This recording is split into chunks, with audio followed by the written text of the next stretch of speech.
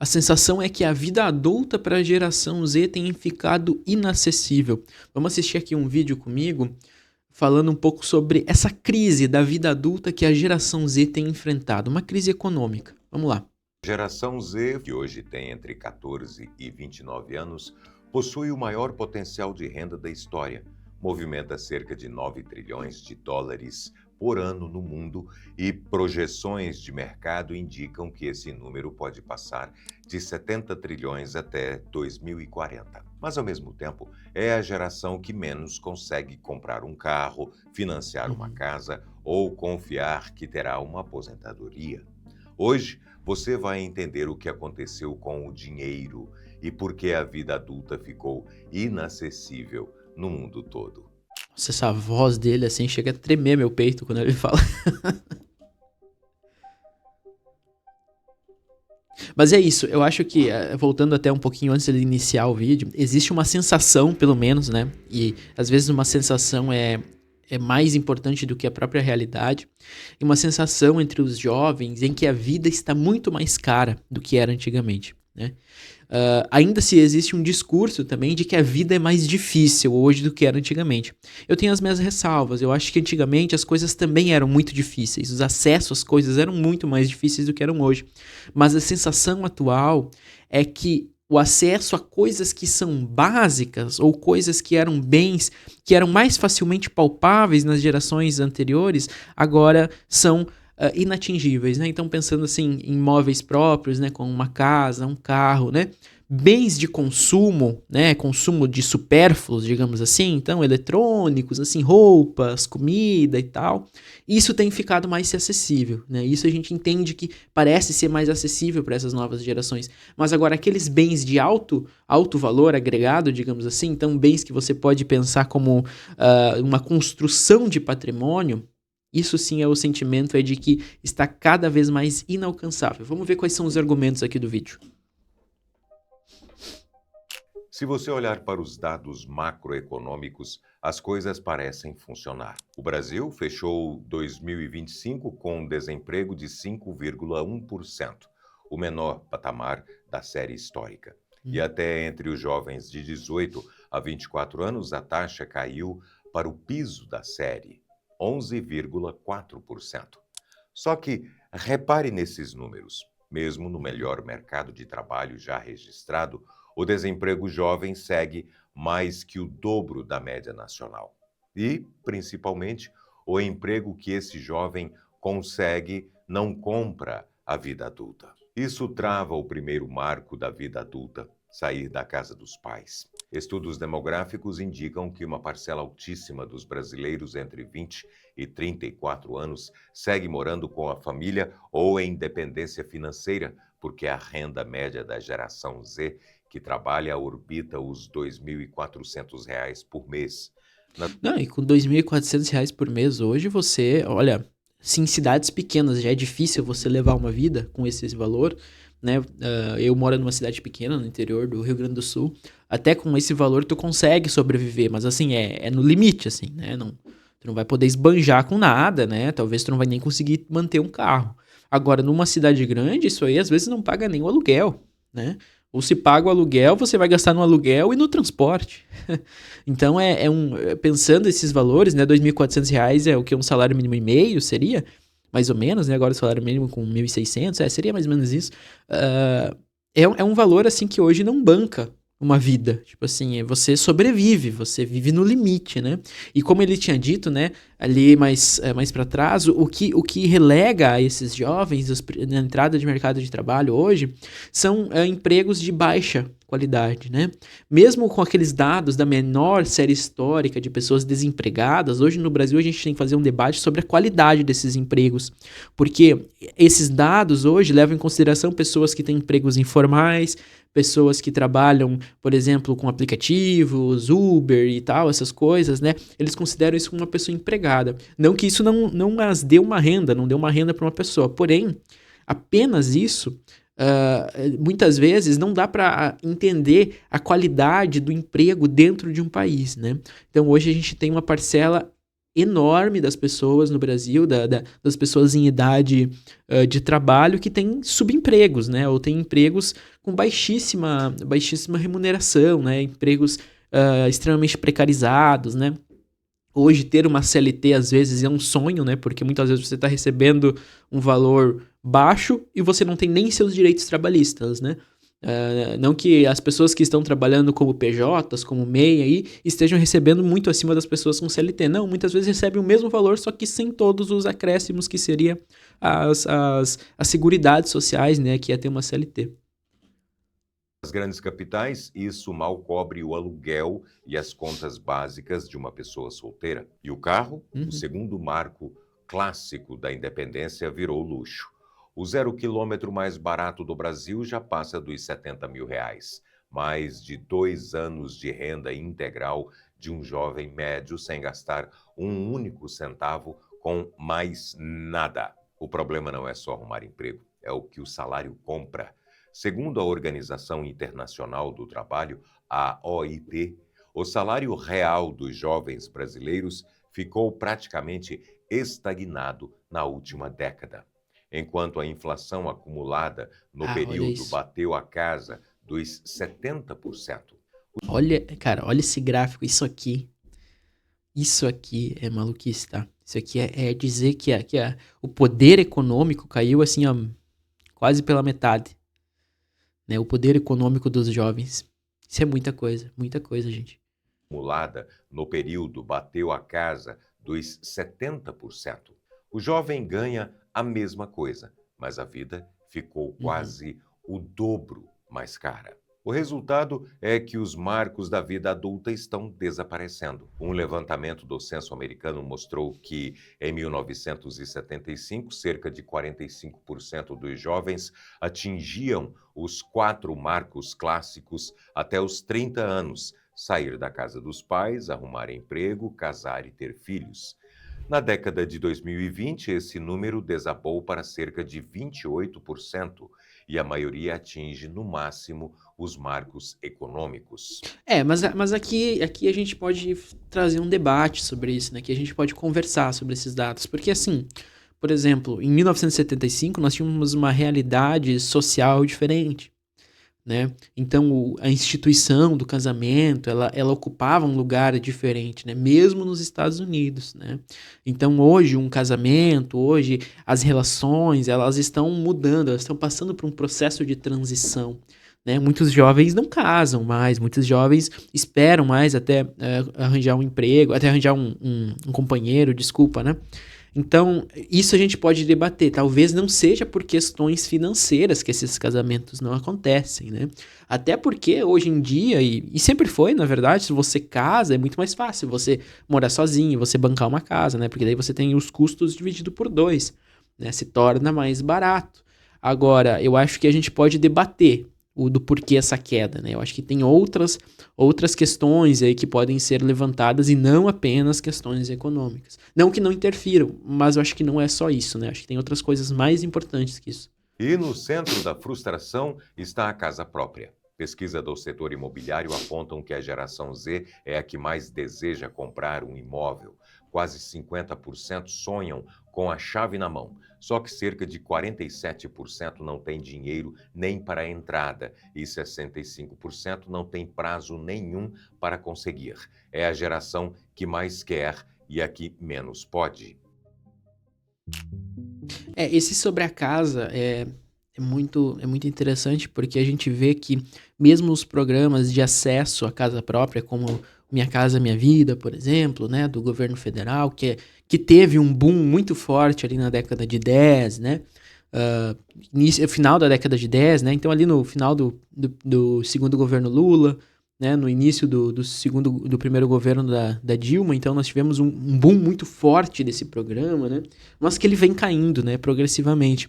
E é um programa que hoje ele consegue acolher pessoas com mais baixa renda, né, e o que a gente percebe é que a inflação, principalmente dos terrenos, isso eu percebo aqui na minha cidade, principalmente dos terrenos, tá? Não só da construção civil, mas principalmente dos terrenos, fez com que mesmo pessoas que compram casas pela Minha Casa Minha Vida, por exemplo, tenham casas de menor espaço, Eu sei porque eu lembro, assim, no lugar onde eu me mudei, quando eu morava, quando eu era criança, né, que meus pais construíram a casa deles, eles construíram, não tinham esse programa, né, eles fizeram, antes de existir, eu acredito, esse programa.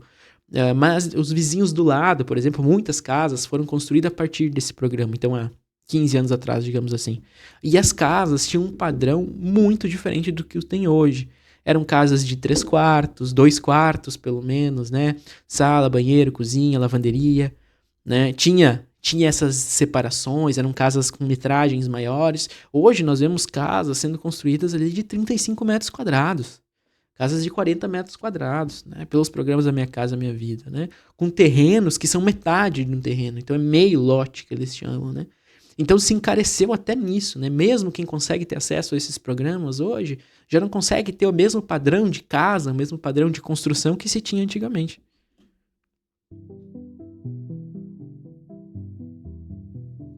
Para entender como a matemática parou de fechar, precisamos voltar 5 décadas. Tudo começa em um domingo, 15 de agosto de 1971, quando o presidente americano Richard Nixon foi à televisão e anunciou que o dólar deixaria de ser trocável por ouro. Até ali, o mundo operava sob o Acordo de Bretton Woods de 1944. As moedas dos países eram atreladas ao dólar e o dólar era atrelado ao ouro, na taxa fixa de 35 dólares por onça. Era um freio. Pense num fliperama em que o dono só pode vender fichas se tiver uma barra de chocolate no cofre, garantindo cada uma. O ouro era o chocolate. O dólar era a ficha. Ao quebrar esse padrão, Nixon liberou os Estados Unidos e, na sequência, os governos do mundo todo para criar sem precisar de ouro guardado como garantia. E os efeitos no Brasil foram brutais. Em 1968 e 1973, vivíamos o milagre econômico, com o produto interno bruto crescendo acima de 11% ao ano, só que bancado por dívida externa barata. Quando o dinheiro sem lastro gerou inflação nos Estados Unidos, o Banco Central americano respondeu com o choque Volcker, elevando os juros de forma brutal. Como a dívida do Brasil era em dólar e os juros dela subiam junto com os juros americanos, ela explodiu. O milagre acabou. O país quebrou e entrou na década perdida. Foi aí que os pais e avós da geração Z enfrentaram o próprio inferno, a hiperinflação. Entre 1980 e 1994, o dinheiro derretia. A inflação anual passou de 100%, cruzou os 200% e encostou em 2.000% em 1989 e chegou a cerca de 2.500%. Nossa, imagina o derretimento do valor do dinheiro nessa época, né? Nós não temos... Eu não vivi nessa época, eu sou de 99, com certeza não vivi isso, né? Mas isso deve ter mudado e mudou toda a dinâmica de organização das famílias, né? Uma coisa que eu lembro que a minha família fazia desde que eu era pequeno, né? Aqui no Rio Grande do Sul, ou pelo menos na minha cidade, aqui a gente chama de fazer rancho, né? Começo do mês, todo começo do mês, a gente ia no mercado e fazia o rancho do mês. Então a gente fazia uma grande compra, né, com vários produtos, muitos produtos que a gente precisaria para o mês todo. E seria então produtos que durariam o mês inteiro, né? Claro, tirando os mais perecíveis, né? Tipo verduras e frutas e tal. Mas então era aquele padrão da nossa família. Começo do mês a gente vai no mercado, se comprava muitas coisas, né? Fazia uma grande compra, se enchia o balcão e aquilo tinha que durar o mês todo. Por quê? Porque era fruto dessa época aqui. Dessa época aqui em que o valor do dinheiro, ele desvalorizava, assim, de um dia para o outro muito, né? Então, o que acontecia? As pessoas iam no mercado uma vez por mês, iam no dia do pagamento, compravam tudo que dava, porque no outro dia o dinheiro delas não valia mais nada. Em 1993. As pessoas corriam ao supermercado no dia do pagamento, porque na manhã seguinte os preços já tinham subido. E isso que eu tava contando, isso foi então ali no começo de 2000, né, que eu nasci em 99, então que eu lembro, assim, 2002, 2003, isso foi muito tempo na minha família, né, lá na casa dos meus pais e tal, mas era reflexo direto disso aqui, direto, né? Hoje se perdeu isso, né? Hoje se perdeu, até pela estagnação da inflação, né? Não ser mais o que era aquela inflação, mas naquela época era muito comum isso. Muito. Em menos de uma década, o Brasil teve 6 moedas: cruzeiro, cruzado, cruzado novo, cruzeiro de novo, cruzeiro real, até chegar ao real em julho de 1994. A hiperinflação traumatizou as gerações mais velhas. A geração Z herdou as consequências estruturais do mundo pós-1971, onde o dinheiro perde o valor de forma silenciosa e constante.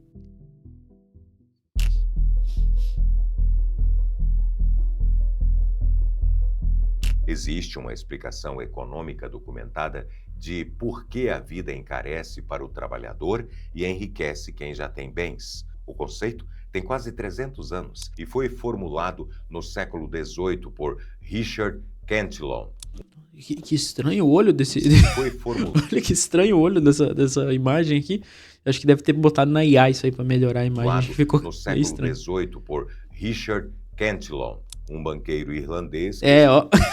Botaram na IA, daí ficou ruim. estudou a chegada massiva do ouro das Américas à Europa no século XVI e percebeu que ninguém via. O dinheiro novo não chega para todos ao mesmo tempo. O efeito Cantillon funciona como uma fila de padaria. Quando o Banco Central injeta dinheiro na economia, ele entra pelo sistema financeiro. Grandes fundos, bancos e investidores são os primeiros da fila. Eles compram terras, imóveis e ações antes de os preços subirem. Quando o dinheiro finalmente chega ao trabalhador em forma de reajuste salarial, ele é o último da fila. E o padeiro, vendo muita gente com dinheiro e pouco pão, já aumentou o preço. O salário sobe, mas o pão, os imóveis e as ações subiram primeiro. Economistas de diversas correntes apontam essa dinâmica como um dos motores da desigualdade desde os anos 1970. Quem só tem salário corre atrás do próprio rabo. Uhum. E no Brasil é ainda mais grave. O relatório global de riqueza do banco suíço UBS, com índice de Gini de riqueza acima de 0,8. Quanto mais perto de 1, mais desigual. A fila do pão aqui é uma das mais cruéis do planeta Terra. Não, o Brasil é um país muito desigual, muito desigual. A concentração de renda nesse país é muito grande, né? Hoje, com alguns programas, por exemplo, dos governos federais, né, e tudo mais, a gente viu uma diminuição, principalmente na miséria, né, no Brasil. A gente viu uma diminuição, com certeza, né? Na época que meus pais tinham a minha idade, talvez, eles devem ter visto muito mais do que nós vemos hoje. Não que não exista, não estou dizendo que não existe, mas assim, em muito menor grau. Né? Mas na época deles, ou na época que os meus pais eram crianças, eles sempre contam, assim, que as pessoas eram miseráveis. As pessoas passavam fome. Passar fome no Brasil era muito comum, principalmente nessa época da hiperinflação. Né? Passar fome era comum, era algo, assim, rotineiro. Né? Não ter o suficiente para se alimentar. Né?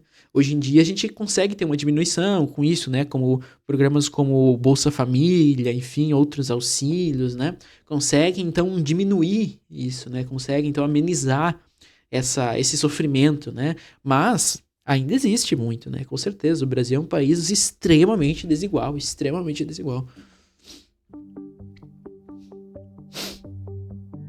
Se Cantillon explica a teoria, o mercado imobiliário brasileiro mostra a prática. Entre os anos 80 e o início dos anos 90, a hiperinflação travou o crédito imobiliário de longo prazo. Afinal, ninguém financia uma casa em 30 anos com a moeda perdendo valor em 30 dias.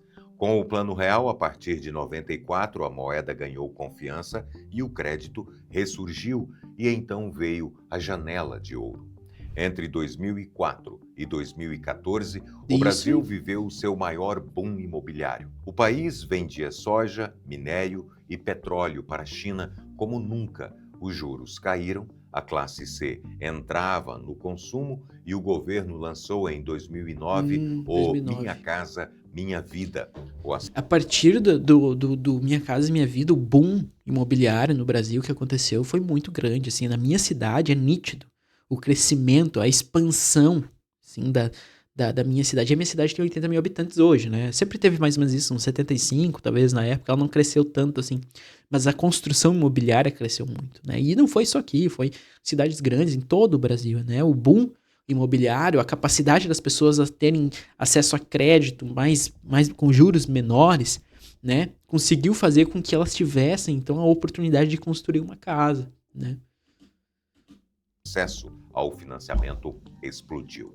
Antes de 2004, o crédito imobiliário era uma fração minúscula do produto interno bruto. Com a economia estável, os bancos passaram a dividir grandes quantias em prazos de décadas e a parcela da casa coube no orçamento de milhões de brasileiros. Como construir? Leva anos, a demanda disparou na frente da oferta e os preços explodiram. Os dados do índice FIPE-ZAPA e da ABCIP mostram valorização real estratosférica no período, muito acima da inflação. Quem comprou apartamento no começo do... Eu queria ver, talvez eles tragam esse dado, seria bem interessante a gente saber proporcionalmente, né, fazendo uma proporção do quanto custava na época o metro quadrado construído para quanto custa agora. Para quanto custa agora. Aqui na minha cidade, esses dias uma ex-colega minha, né, disse que foi se informar numa imobiliária, numa construtora e tal, e ela queria ter uma noção se era mais barato ela comprar uma casa pronta ou se era mais barato ela construir. E aí passaram para ela a informação de que aqui na minha cidade, né, o valor do metro construído seria em torno, tá, de R$ 3.000, R$ 3.500 o metro construído da casa. E aí tu faz a multiplicação aí para saber o quanto custaria uma casa de tantos metros quadrados, né? Nos anos 2000, exatamente os pais e avós da geração Z fez um negócio espetacular. Compraram barato e viram o patrimônio multiplicar. É por isso que você escuta nos almoços de família a frase: compre imóvel, é o melhor investimento que existe. Era verdade para a janela deles. Só que os ciclos mudaram. Entre 2014 e 2020, recessão, crises políticas e pandemias, os imóveis estagnaram ou perderam da inflação. E de 2020 a 2025, os preços apenas empataram com ela. A tese que a geração Z enfrenta é essa: eles não entraram no mercado com os preços baixos de 2004. Entraram herdando o preço de pico inflado em 2014, com um salário que não acompanhou o salto. É chegar na festa depois que ela acabou e ter que pagar a conta dos copos quebrados. A casa dos pais custa hoje um valor que o filho não consegue aprovar no banco. Não, assim, ó, eu tenho... Os meus pais, eles sempre trabalharam, sempre foram industriários. Meu pai foi metalúrgico a vida inteira quase, mas trabalhou em outras coisas. Na época que ele construiu a casa deles, ele nem trabalhava com metalúrgico ainda, nunca tinha trabalhado. Acho que ele trabalhava num frigorífico. Meu pai e minha mãe trabalhavam num frigorífico que tem na minha cidade. Minha mãe foi doméstica e tal, por um tempo. Hoje também trabalha no mesmo frigorífico. Então, assim, eles não recebiam muito mais do que um salário mínimo e meio no máximo, chorando muito. E eles conseguiram construir uma casa sem financiamento. Sem financiamento, eles construíram uma casa de alvenaria, 3 quartos, né, sala, banheiro, cozinha, garagem. Né, eles construíram uma casa sem financiamento, compraram terreno, né, sem financiamento. Hoje, assim, pensando que eu recebesse um salário mínimo e meio, né, é inviável eu pensar que eu conseguiria fazer sem com um empréstimo já ia ser muito difícil, né, com um financiamento.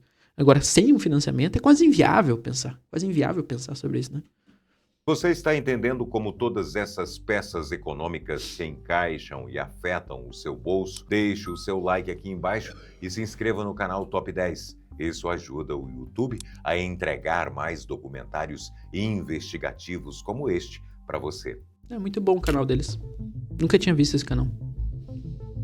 Aliás, se você tá assistindo o vídeo até aqui, eu espero que esteja assistindo, considere deixar um like, se inscrever no canal, tá? Eu tô com uma meta. Hoje, esses dias nós batemos 200 inscritos aqui no canal, eu tô bem feliz com isso. Mas a minha meta é conseguir chegar a 1000 inscritos para eu poder monetizar aqui o canal. Então, se você puder deixar um like e se inscrever no canal, eu vou ficar eternamente feliz, tá bom? Vamos continuar aqui com o vídeo. Além da casa, a geração Z vê outro alicerce desmoronar: a aposentadoria. A Previdência brasileira é um regime de repartição. Não existe poupança individual com o seu nome no INSS. É um pacto entre gerações. Os jovens de hoje pagam os aposentados de hoje e a próxima geração deverá pagar por eles. Esse pacto depende de 2 pilares: mais jovens do que idosos e jovens ganhando o suficiente para sustentar a arrecadação. Os dois estão ruindo. De acordo com o IBGE, a fecundidade despencou de 2,32 filhos por mulher em 2000 para 1,57 em 2024. E as projeções apontam cerca de 1,44 na década de 2040. O mínimo para manter a população estável é 2,1. Estamos abaixo da linha de reposição há mais de uma década e a janela do chamado bônus demográfico, uma multidão de jovens sustentando relativamente poucos idosos, está se fechando diante dos nossos olhos. Em poucas décadas, a pirâmide etária do Brasil vai se inverter. O choque nas contas públicas é direto. Em 2025, a despesa total da Previdência passou pela primeira vez de R$ 1 trilhão por ano, com um rombo de 317 bilhões só no INSS. O regime dos trabalhadores do setor privado, somando os regimes dos servidores, o buraco consolidado passa dos 400 bilhões. E aqui entra uma questão bem interessante, porque aqui a gente vê reflexo direto nesse rombo aí, daqueles dados que a gente falou lá no começo do vídeo, daqueles dados sobre, então, empregabilidade, né? E a gente entender que muitas das pessoas que hoje os dados, né, ou as pesquisas consideram enquanto empregadas, não fazem, então, contribuição para o INSS. Por quê? Porque elas são pessoas que têm trabalho intermitente, pessoas que não são registradas na CLT, né? Então, são pessoas que trabalham em trabalhos informais. Se elas trabalham em trabalhos informais, logo elas não estão contribuindo para o INSS. Isso que é muito importante. Por isso que quando a gente diz que é importantíssimo a gente lutar aqui no país, né, por melhor qualidade de trabalho, perdão, melhor qualidade de trabalho é também lutar por esse tipo de trabalho seja diminuído, né? Porque a gente vai ver um rombo, e isso tá dado, assim, eu já vi vários economistas falando sobre isso, assim, e assim, é meio senso comum deles, assim, que isso tá dado, não tem como a curto e nem a médio prazo a gente conseguir reverter isso. A única maneira de fazer isso é o Estado mesmo ter que prover esse rombo, né? E eu acho que eu já vi pessoas falando que na China já é o que eles pretendem fazer também, que o Estado vai prover esse rombo porque é a única maneira que tem para funcionar, né? Que vai ser quase impossível que nós consigamos, então, ter de novo, né, uma natalidade suficiente para que cubra esse rombo, né? E, aliás, a questão da natalidade não é um problema só do Brasil, tá? A questão da natalidade é um problema no mundo inteiro, tá? Eu acho que tirando países como a Índia ali, e alguns países da Ásia, se não me engano, o resto do planeta Terra, o resto do mundo tem problemas de natalidade nesse sentido da diminuição da natalidade, né? Porque a constituição das famílias mudou, a ideia de família mudou muito, né? Então, o próprio acesso a métodos anticoncepcionais mudou, né? Porque, assim, os meus avós tiveram, sei lá, 8 filhos, cada família. Então, minha mãe tinha 8 irmãos, meu pai tem 8 irmãos, mais ou menos isso, né? Os meus pais tiveram 2 filhos, né?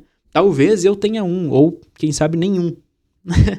Isso vai diminuindo, né? Progressivamente. Então, tem famílias aí que tinham 15 filhos, os filhos tiveram no máximo 2, né? E talvez os filhos terão 1, né? Então, aquele pico, aquele boom, né, de crianças já não vai existir, né? Mas também a mudança das famílias mudou, né? Então, antigamente, as famílias, principalmente nos interiores, os filhos eram eram pensados como mão de obra. Então, se tinha um filho pensando que a partir do momento que ele crescesse, ele seria mão de obra na propriedade ou para trabalhar fora e trazer sustento para dentro de casa. Hoje em dia não se vê mais as crianças, os filhos dessa maneira. Né? Os filhos precisam de mais tempo para estudar, precisam de investimento, né? Exigem mais cuidados. Então, por exemplo, em cidades grandes, onde as pessoas, além de ter que trabalhar fora, às vezes perdem muito tempo no transporte, né? De locomoção entre casa e trabalho, dificulta também a natalidade. Porque como é que eu vou ter um filho se eu passo 12 horas fora de casa todo dia? Quando que eu vou conseguir cuidar dessa criança? Não tem rede de apoio, muitas vezes, não tem acesso à creche facilitado, né?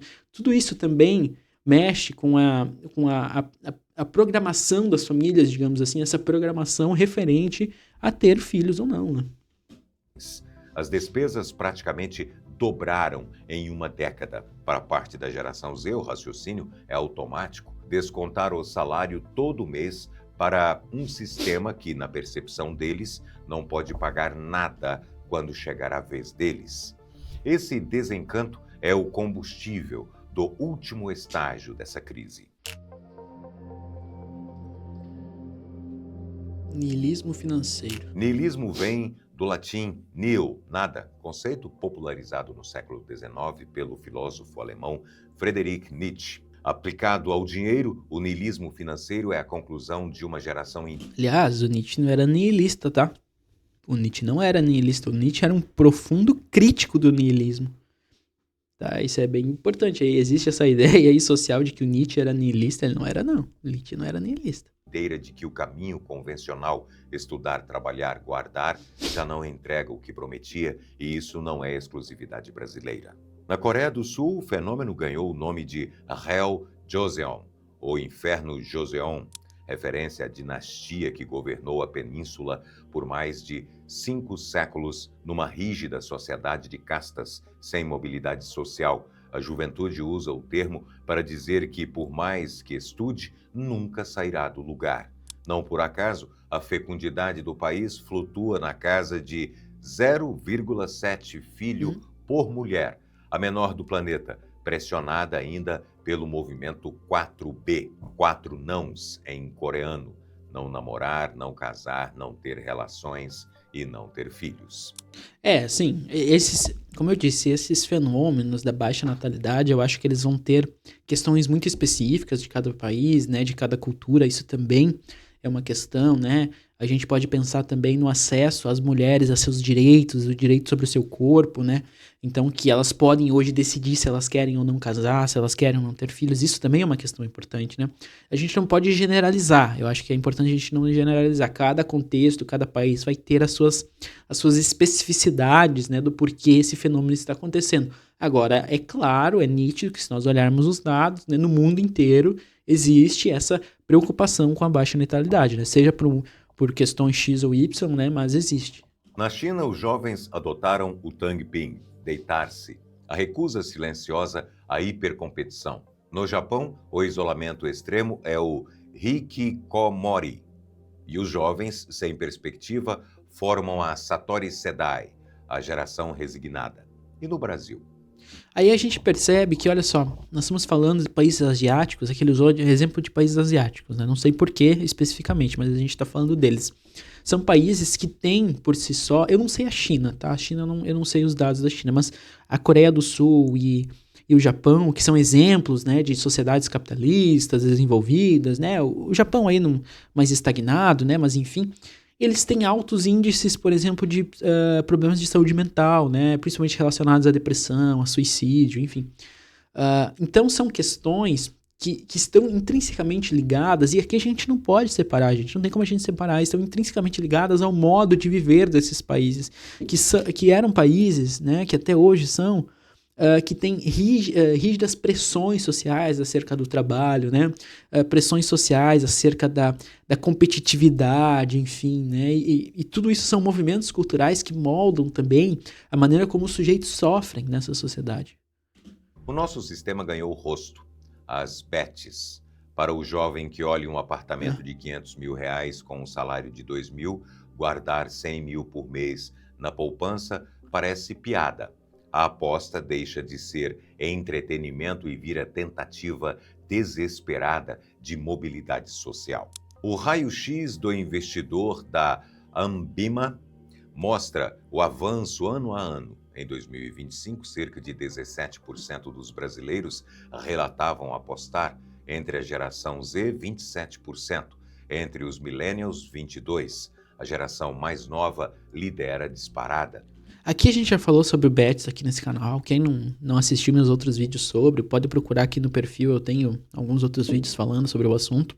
Mas assim, eu tenho a minha opinião é muito fácil, é muito reta, na verdade, assim, não faz curva, né? É a proibição total e irrestrita das bets. Não é só a proibição de propaganda, é proibição das bets. Isso aqui, as bets, cara, não sei, quando ele vai trazer esse dado aqui pra frente, seria bem interessante se ele trouxesse. As bets, tá? Eles já traz dados não só de problemas financeiros e sociais, né? Mas já traz dados, já tem dados aí correndo pela internet sobre o quanto ela está afetando, por exemplo, o mercado, né? O mercado, assim, no sentido, né, as mercadorias e tudo mais, né? A nossa organização. O quanto o gasto com as bets está fazendo com que as pessoas gastem menos na padaria, gastem menos no comércio, gastem menos em atividades de lazer. Então, é uma atividade, né, que já está tirando dinheiro de circulação da economia. É uma atividade que está centralizando cada vez mais a riqueza no país. A gente está falando de um país que é super desigual, que a gente já comentou aqui no começo do vídeo, e que agora está ficando cada vez mais porque a gente é um mecanismo, assim, ó, é um funil de dinheiro, né? Você pega um monte de dinheiro de gente pobre, ferrada, fudida, você bota naquele funil e vai cair no bolso de um cara só. É isso, né? E aí deixa aqui pra cima, pra essas pessoas que estavam no topo desse funil aí, que estavam jogando dinheiro ali dentro, deixa ali pra ali, ó. Crise de saúde mental, estraçalham com as famílias, estragam as suas vidas, estragam as suas dívidas, a sua vida financeira, né? É isso que deixa pra trás, né? E não entrega nada socialmente, não entrega nada, apenas destruição. Os millennials, 22%. A geração mais nova lidera disparada. O endividamento acompanha.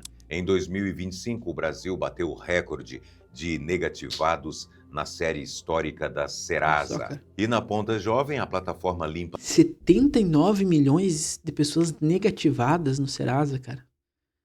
Nossa, isso é muita coisa, gente. 79 milhões é quase metade das pessoas no Brasil. Muita coisa, cara, muita coisa. O nome registrou alta de 49% nas renegociações de dívidas entre 18 e 25 anos, com cerca de 1,5 milhão de acordos fechados em apenas 7 meses. E o dinheiro das apostas compete até com a educação. Levantamento de 2024 da ABMES com a Educa Insights identificou que cerca de 34% dos potenciais alunos adiaram ou desistiram da faculdade porque a matrícula escoou para as plataformas. E a matemática do cassino é implacável. Um estudo de economistas do Itaú, com base na balança de pagamentos do Banco Central, mostrou que os brasileiros enviaram 68,2 bilhões de reais às plataformas. 68 bilhões de reais tirados da economia indo direto para as bets. 68 bilhões em 12 meses, cara. Isso é muito dinheiro, cara. Muito dinheiro. Plataformas em 12 meses e sacaram de volta 44,3 bilhões. De cada R$3 apostados, cerca de 2 retornam. A diferença, na casa dos 24 bilhões por ano, vai para a caixa de empresas quase todas sediadas. Tá, então foram 24 bilhões que não foram sacados, mas ainda assim é muita coisa, no exterior. Existe ainda uma versão mais sofisticada desta fuga, os mercados preditivos, como Polymarket e Kalshi, onde se compram contratos de sim ou não sobre eventos reais, e os escândalos já começaram. Na semana anterior à captura de Nicolás Maduro por forças americanas, no início de janeiro de 2026, uma conta recém-criada no Polymarket apostou cerca de $33 mil na saída do venezuelano do poder. Com a captura confirmada, o usuário embolsou quase $410 mil, 12 vezes o valor investido. Em abril, o Departamento de Justiça americano indiciou Gannon Van Dyke, sargento das Forças Especiais de 38 anos, que participou do planejamento da própria operação, acusado de usar informação confidencial para lucrar. É apontado como o primeiro caso de uso de informação privilegiada em um mercado preditivo. Não, e aí a gente vê isso no futebol, vê isso nos esportes, vê isso em outros lugares, né? O que a gente percebe é que os jovens, observando uma realidade que para eles parece muito distante, parece muito difícil de acontecer, como a compra de uma casa própria, recorrem à sorte. Então, já que eu sei que se eu trabalhar, né, duro, se eu me esforçar, se eu ir lá e tiver um trabalho, né, mesmo que eu me esforce, mesmo que eu trabalhe muito, mesmo que eu seja super honesto, eu não vou conseguir alcançar, né, uma casa própria, porque ela é inviável, ela é tão grande que não existe capacidade, eu não consigo visualizar isso no meu horizonte. O que eu vou fazer? Eu vou apelar para sorte, né, que talvez é o que me reste. Eu vou pra sorte, vou pra bet, né, vou às vezes entrar no trabalho ilícito, né, para ver o que eu consigo, né, porque trabalhando duro não consegue. E aí eu, enquanto psicólogo aqui, eu digo que e agora a gente está no ano de eleição, né, pessoal? Vocês que estão assistindo, eu acho que é muito importante cuidarem nos candidatos que você vota e votar em pessoas que têm um projeto de nação. Tá? O que falta para nós aqui no Brasil é um projeto de nação. Porque eu digo assim, olha, eu sou psicólogo. Sabe o que faria eu ganhar mais dinheiro, por exemplo? Conseguir ter mais pacientes? Uma coisa bem simples, que as pessoas tivessem um salário maior. Se as pessoas tivessem um trabalho mais qualificado, de mais complexidade, elas consequentemente teriam mais salário, né? Um salário maior. E se elas têm um salário maior, elas consequentemente conseguiriam pagar a terapia. Muitas pessoas hoje não fazem terapia, não é por preconceito, não é porque não querem, é porque elas não conseguem bancar um tratamento, muitas vezes. E olha que o meu tratamento nem é do mais caro, na verdade. Nem é do mais caro, né? Eu acho que eu faço um valor bem justo até para minha qualificação. Talvez eu poderia cobrar até mais, eu sei que eu poderia, né? Mas eu escolho não, porque assim eu consigo atender uma parte da população ali, uma parte das pessoas que não tem acesso para pagar, se eu cobrasse o dobro do que eu cobro, né? Que entraria lá na tabela do CFP, por exemplo, né? Por quê? Porque elas não recebem dinheiro suficiente no final do mês que consigam bancar uma terapia. É bem simples, e fácil de entender, é isso que acontece, né? Então pra gente poder pensar um pouco, né, pessoal, deixa eu até mudar aqui, eu acho que a gente conseguiu chegar até o final do vídeo. Eu achei bem interessante esse vídeo, a gente pôde conversar sobre questões bem importantes. Eu não sou economista, né, não sou, enfim, não estudei isso, né, mas eu gosto muito desse assunto porque eu entendo que as mudanças, as flutuações da economia, as flutuações das maneiras como os sujeitos se relacionam economicamente, socialmente, também influenciam na maneira como o sofrimento deles acontece. Né? Não é à toa que a gente vê hoje assim, vários daqueles textos assim, a geração Z ela é desiludida, a geração Z ela não quer mais nada com nada, a geração Z não se esforça, não sei o que. Mas talvez por que a gente está enxergando isso neles? Porque eles estão olhando para uma realidade que as coisas estão cada vez mais distantes, e muitas vezes não importa o quanto eles se esforcem, porque o esforço sozinho às vezes não é o suficiente, né? Então não importa o quanto eles se esforcem, eles olham assim, porra, mas cara, eu ganho 2.500 por mês, moro aqui em São Paulo. Como é que eu vou comprar um apartamento com esse valor? Né? Como é que eu vou ter dinheiro para dar entrada? Às vezes até tu consegue ter o crédito aceito, mas como é que eu vou ter, sei lá, 30% desse valor do apartamento para dar de entrada? De onde é que eu vou tirar isso? Né? De onde é que eu vou tirar? Como é que eu vou fazer? Né? Ganhando 2.500 por mês e gastando 2.400 de custo de vida. Ah, mas guarda R$100 por mês. Porra, mas quanto tempo vai levar para conseguir esse valor? Então é complicado, sabe?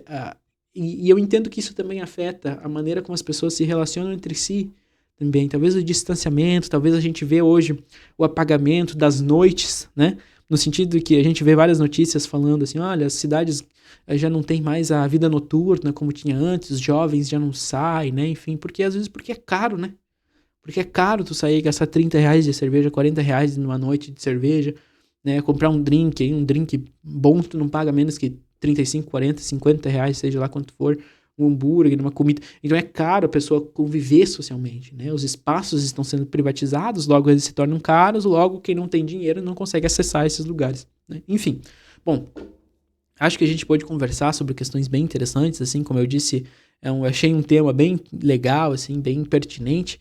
E no mais, eventualmente, se você gostaria de iniciar um processo terapêutico, gostaria de iniciar um processo de análise, deixei aqui na descrição do vídeo o link do meu site, onde você pode saber um pouquinho mais sobre o meu trabalho e as maneiras de entrar em contato comigo, né? Além disso, considere se inscrever no vídeo, deixar um like. Como eu disse, eu estou numa meta de chegar a 1.000 inscritos.